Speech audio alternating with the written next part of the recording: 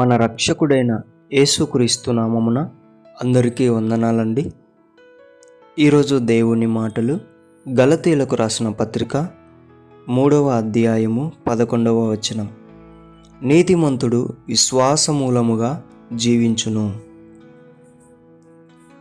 ఎవరైతే క్రీస్తు రక్తం చేత కడగబడి కృప ద్వారా నీతిమంతుడుగా ఎంచబడ్డారో వారందరూ కూడా బ్రతికేది వారి ఆలోచనల చేత, వారి బలము చేత కాదు, కానీ దేవుని మీద ఉన్నటువంటి విశ్వాసము చేత బ్రతుకుతూ ఉంటారు.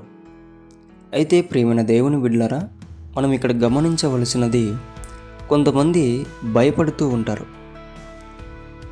అటువంటి వారికి దేవుడు చెప్పే మాట ఏమిటంటే, నువ్వు బ్రతికినది నీ ప్రజలను చూసి కాదు, నీ బంధువులను చూసి కాదు, నీ బలాన్ని చూసి కాదు, నీ జ్ఞానాన్ని చూసి కాదు, నీవు నా మీద ఉన్నటువంటి విశ్వాసము చేత నీతిమంతుడిగా బ్రతుకుతూ ఉంటున్నావు. కాబట్టి నువ్వు భయపడద్దు.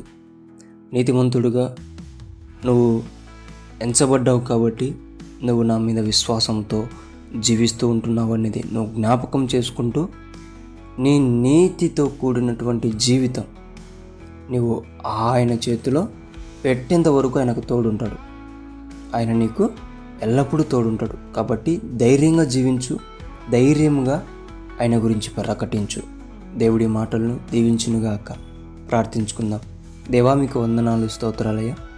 ఎవరైతే భయపడుతూ ఉంటున్నారో, నీ రక్తం చేత కడగబడి కృప ద్వారా నీతిమంతులుగా ఎంచబడ్డారని, వారు విశ్వాసం మూలముగా నీ మీద ఉన్నటువంటి విశ్వాసం మూలం మాత్రమే జీవిస్తారని నీవు ధైర్యముతో చెప్పినందుకు, నీవు ధైర్యం ఇచ్చినందుకు నీకు కృతజ్ఞతలు చెల్లిస్తూ యేసు నామములో ప్రార్థిస్తున్నాం తండ్రి.